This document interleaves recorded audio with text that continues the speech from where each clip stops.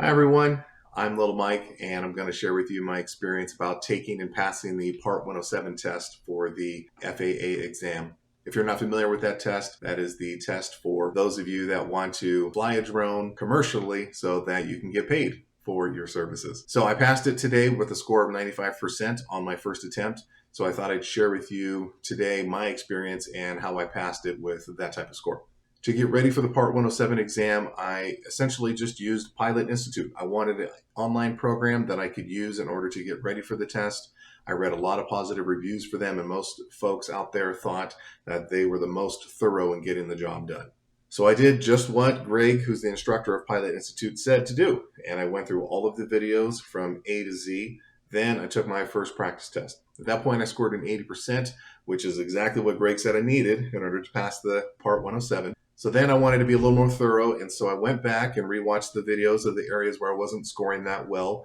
Airspace was a big one for me. Retook the practice test, got an 86% that time, and then still felt like, man, there's still some areas I don't know, but I kind of need to be able to talk to somebody. Well, I happen to have a friend who's a pilot, and so I asked him a few questions. He was able to help clarify some things for me. So then I took the practice test for a third time and still scored just an 86%. But either way, I felt pretty ready to take the test. And if anything, I was sick and tired of studying. So figured, let me go ahead and schedule the test. So how was my experience with the course through Pilot Institute? Overall, it was really great. The lessons are short. Felt like I was able to progress through them a little bit each day. Definitely is not something you can do over the weekend. It's going to take a few weeks, so just be aware of that. But it is very thorough, and you get most of what you need out of there. I did not think that the course is perfect. I don't think it would have gotten me 100% on the test, but it for sure got me a passing score. I had to do a little bit of additional studying, but I think I could have gone through the course and just passed on its own. The flashcard app on Android, at least, was a little bit disappointed. Some of the information is just missing and not even there, and so I had a hard time studying with it. And on the practice exams in the course, I felt like those also need to be updated. I have a feeling that a couple of years ago when the course was originally designed, that it was much more up to date and in alignment with the types of questions that were appearing on the test.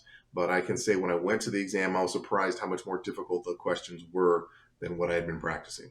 Do I have any suggestions for where you should spend a lot of your time studying? Absolutely.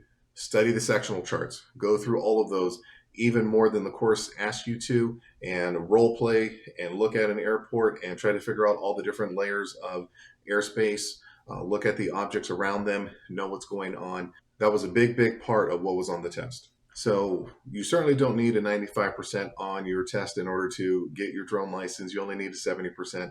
I probably studied more than I needed to, but I wanted that peace of mind going into the tests to know that, hey, I'm not going to struggle here and I'm going to be able to excel and just pay that dollar amount one time and not have to come back later.